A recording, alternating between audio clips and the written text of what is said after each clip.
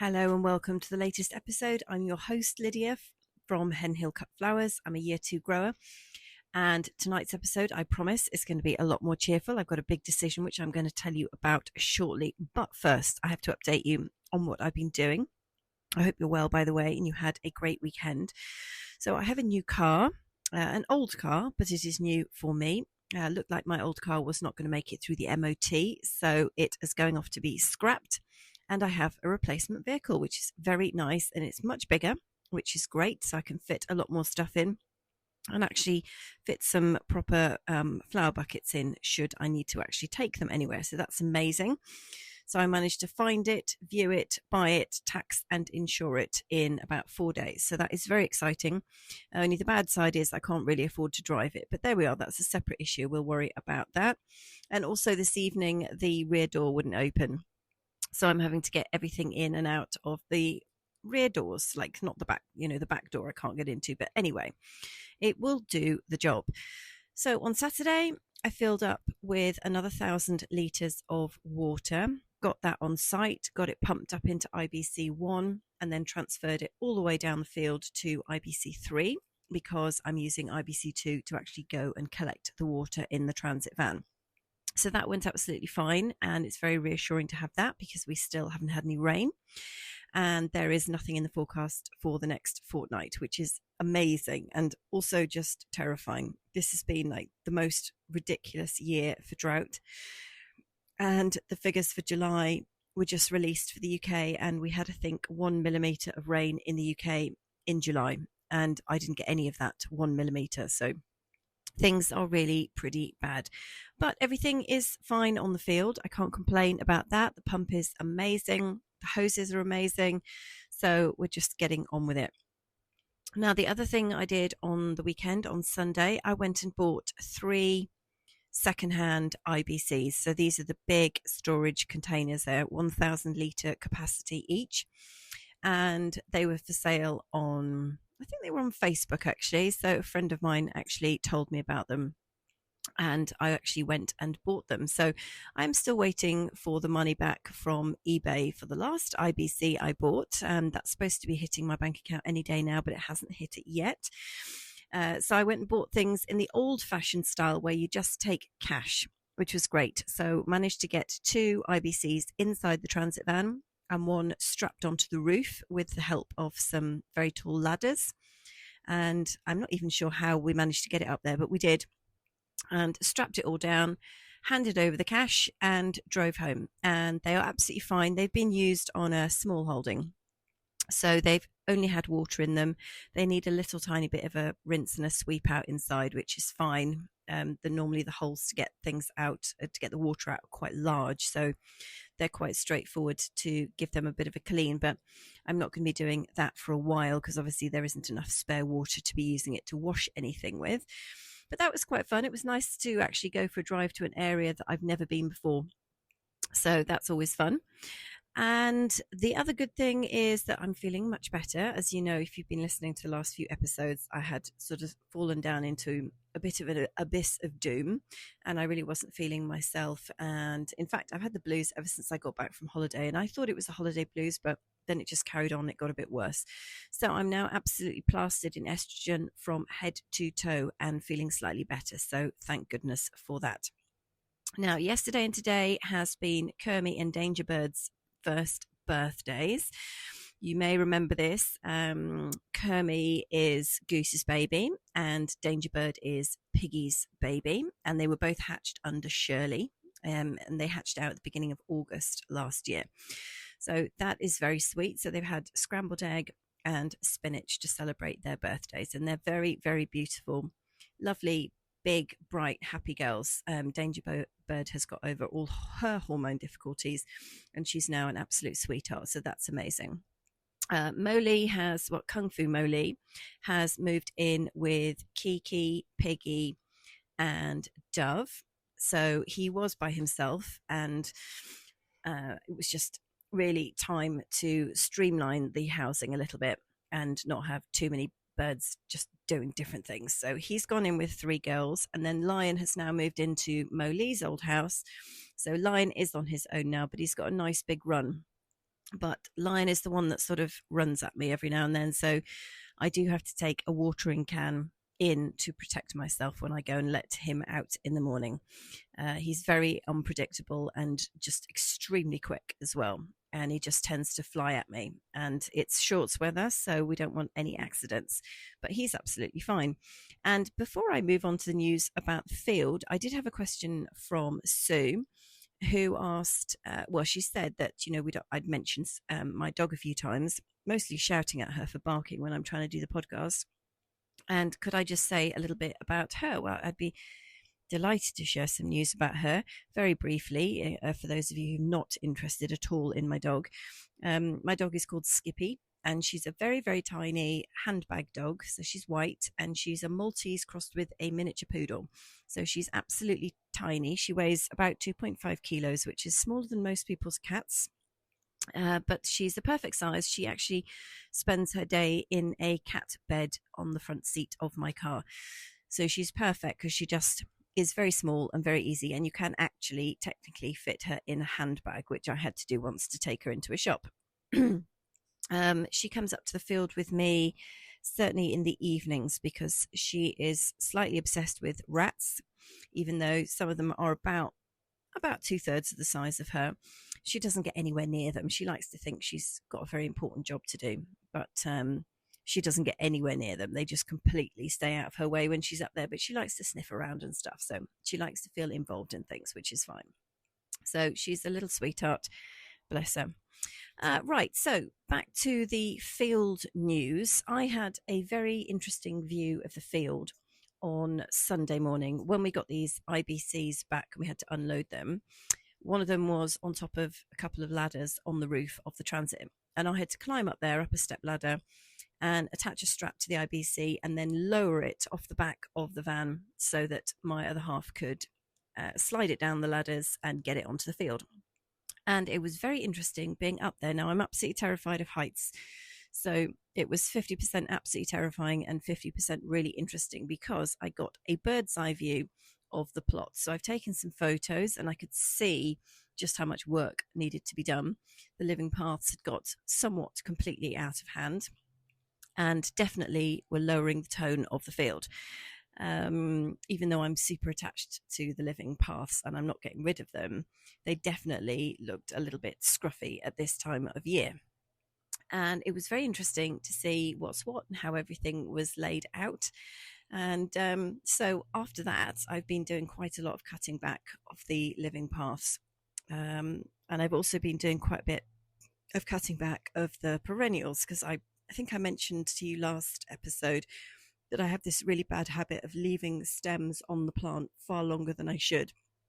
It's partly hoping that I will actually sell them and therefore a bit of a reluctance to cut. And then I just sort of have this paralysis about cutting things. It's awful. So I've had a really, really good romp through and cut back a lot of the Achillea the Pearl and also the Achillea the Pink Mix. And I'm gradually just working my way through cutting things back and deadheading. This evening I've spent cutting back all the Reseda, which is also called Mignonette, I think, that is all over my living paths. And I absolutely love the stuff. Nobody has bought it, which I think is a real shame. But I mean, we know from my sales and marketing skills that there's quite a lot of things that people aren't buying. So I clearly haven't done a good job of pitching this, or it is just wildly unsuitable and I'm just looking at it with rose-tinted glasses. I'm not sure. But I found the structure of it amazing. It's really big stuff. It's probably some of it's about 3 foot tall.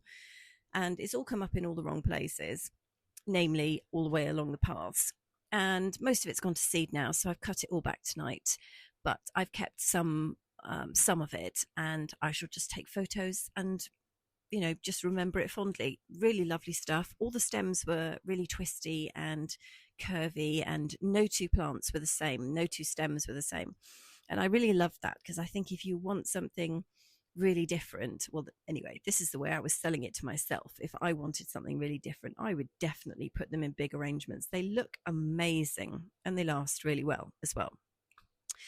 I've also been removing some of the crops that are no good or that have finished, and it is time to say goodbye to those. So things like the snapdragons, the saponaria, a couple of my cosmos plants have died as well, which is disappointing, but also not surprising.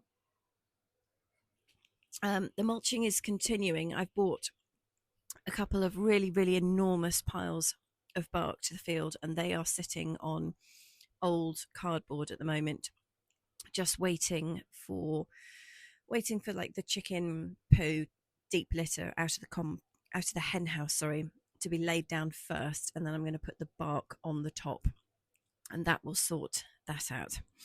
So the I feel like now that I've got these additional 3 IBCs, I'm definitely in a better place to be harvesting more water over the winter.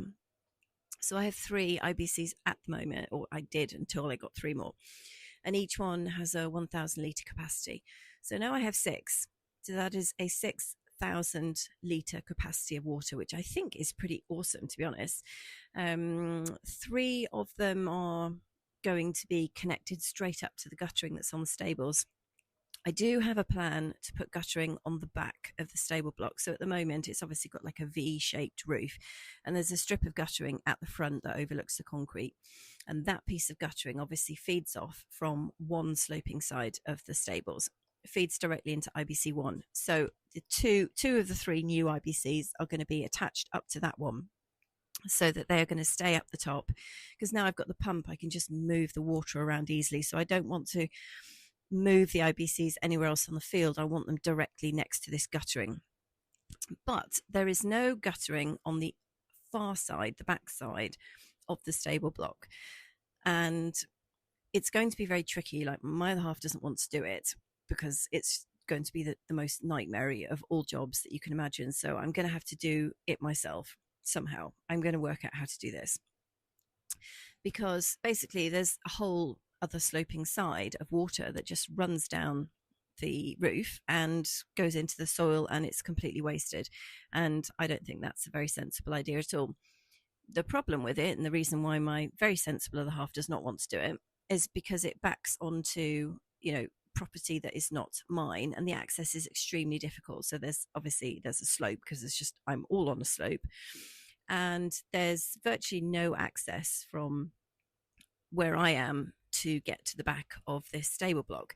So I'm going to have to take some fence panels down and just climb over a load of stuff and work out how to attach this guttering amongst all the nettles and the brambles and trees and everything else that is back there. But I just think it's too good an opportunity to miss, because I know the volume that's collected from just one side of this sloping roof. So to not have the back connected up seems to me a terrible, terrible mistake. But it's obviously going to be an absolute murder of a job, which is why he doesn't want to do it. I don't blame him. I'm not looking forward to it myself, but needs must, I think. So the big decision that I wanted to tell you about is that I really have decided that annuals are 100% not for me. So I talked about it quite a bit in the last episode, and why I didn't think I'd be growing them. And I've had all weekend to think about it. And clearly the drought situation is getting even worse here. And I just kind of realized that I've moved so far away from where I planned to get to, that I have to get back to what my initial plan and my initial dream was, and that was roses, dahlias, and a few perennials, and absolutely nothing else apart from the self-seeded things, and this potential attempt at autumn sowing, is if I can get my head around that. Because I think I told you about this course I went on years ago before I even started up on the field, and I remember saying then to the lady that ran the course that, I wanted to do roses. And I've got all these rose books. I'm so passionate about roses. I have them in my garden. They're my favorite thing. If I could spend my time with one plant for the rest of my life till I die, it would be roses. They would be my plant of choice. And that's what I always wanted to do. And then because of the cost factor, I couldn't get any roses until last year.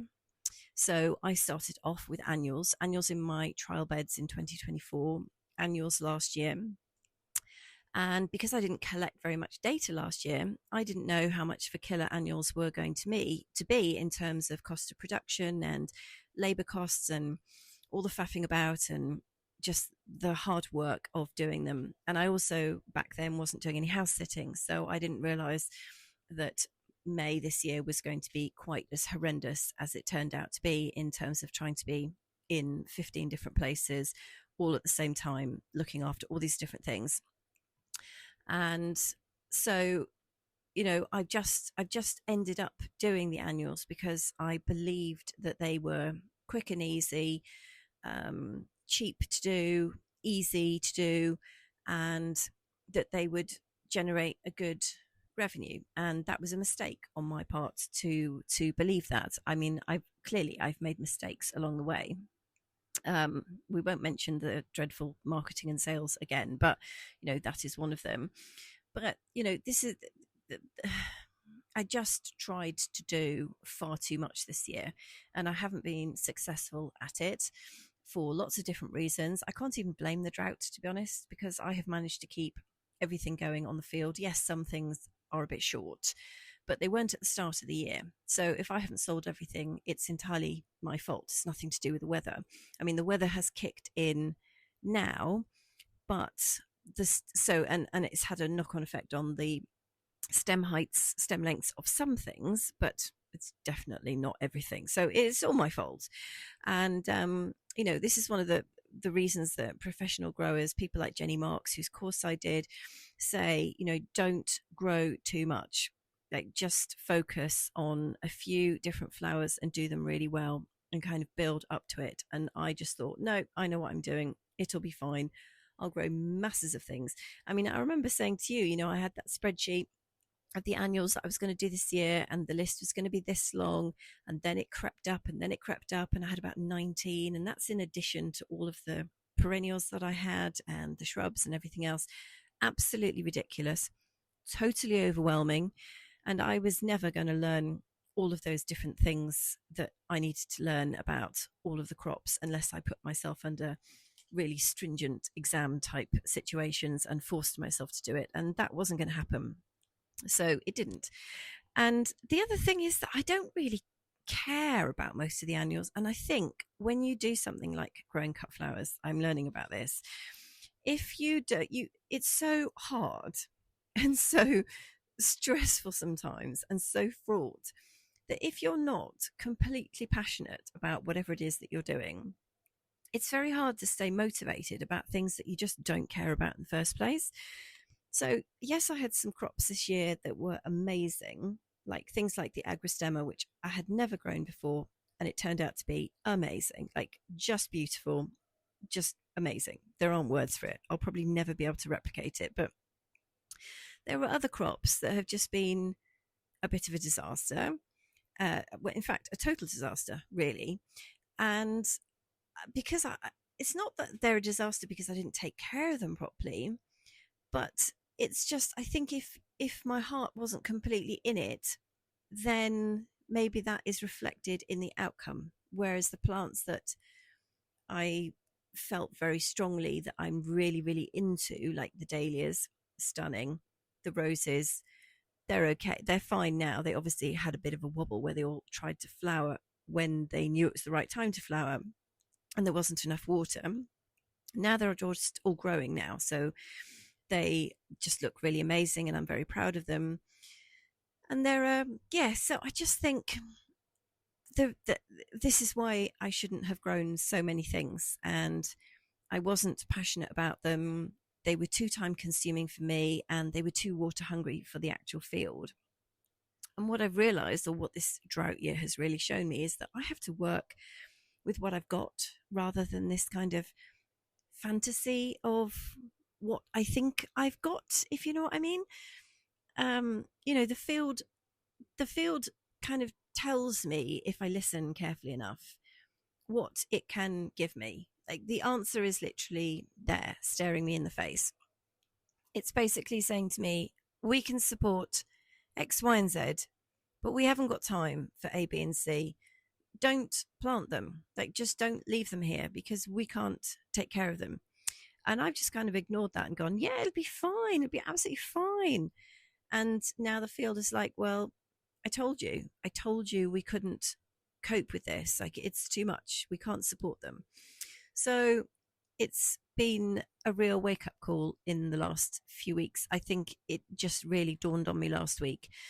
And I've got to focus on the soil conditions, the way the field is, what I'm passionate about. And, you know, the roses are where it all started for me. It's what fires me up. They fit into my schedule really well. They fit into the field beautifully. The conditions are fine. I say the conditions are fine. The soil needs improving in certain areas. There's no doubt about it. It is very much an agricultural field, and therefore it needs work.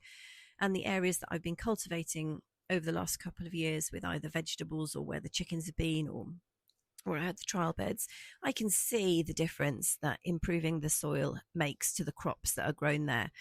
And obviously the area where Nigel lifted the turf for me last year, the soil is not up to scratch. It's not good enough quality yet, but it will be, and the roses will get there.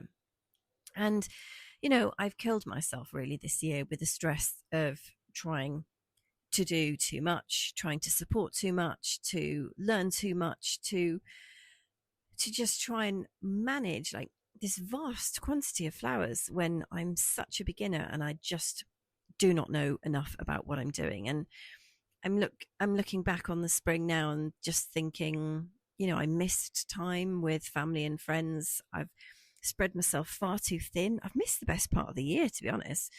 I've spent time and money on plants which just have not delivered a return.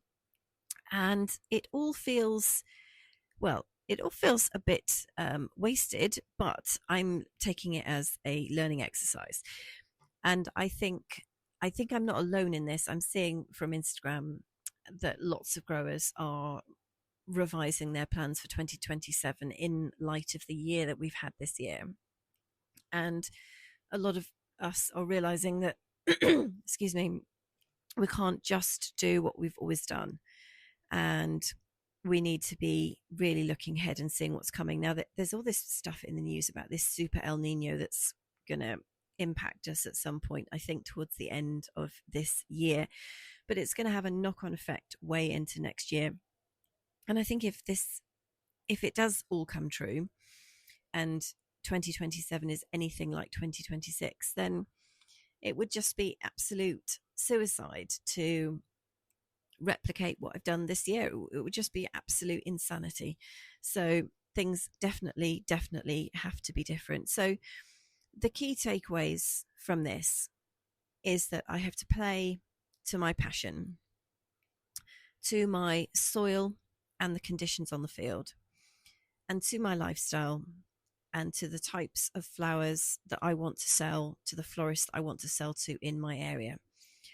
I don't want the field to just take over my life in a way that is negative. Now, don't get me wrong, there's ups and downs with all of this kind of work.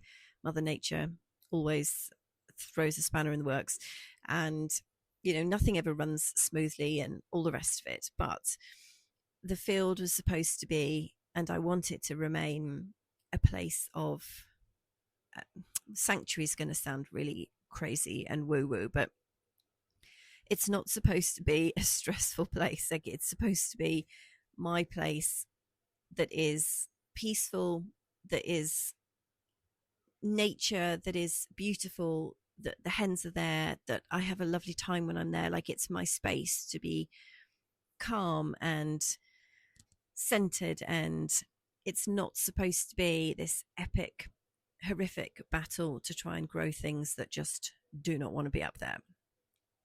And it's also not just very difficult pushing water uphill constantly, but it's also very disappointing when it goes wrong. And the field, I feel, is kind of shrugging its shoulders and saying, well, I told you it was going to be like this, and you didn't listen, and I didn't. So lessons learned. It's very much time to pivot and refine, reduce the workload and the stress, and work with the conditions rather than against them. The annuals may be cheap to buy, but they are definitely not cheap to produce and maintain, and then get them to the right stem length and the right standard and everything else. I'm not afraid of change. I'm actually excited, revitalized almost, because I really have been in the doldrums for the last few weeks. And thank you for bearing with me, because it's just been a really difficult time. And most of it is directed inwards at me. I'm frustrated with myself. I did all of this. It's entirely my fault. And I feel almost embarrassed now that I just made such a colossal mess of things. And, but the most important thing is to learn from it and to do things differently going forward. So I actually feel very excited about the work that I'm going to do on the field for the rest of the year.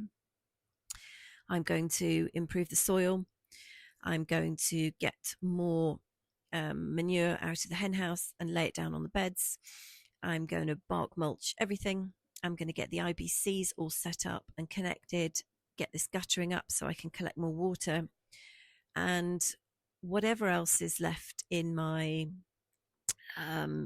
profit and whatever little pots in my business account, I will be investing them in roses, which fills me with so much excitement I can't even tell you, because just buying roses is the most exciting thing ever. And they will be going in bare root in the autumn, and then I will be all set for 2027, and it will look completely different. And hopefully it will be fantastic, because we live in hope. You have to have hope if you're doing this, because there are so many curveballs coming constantly that hope is the only thing that you can use to knock them out of the way. So I hope that is a more cheerful episode anyway. And there's lots to be getting on with this week. So I hope you have a great week, and that you will come back and join me on Friday for the next episode, because you're always very welcome. All the best.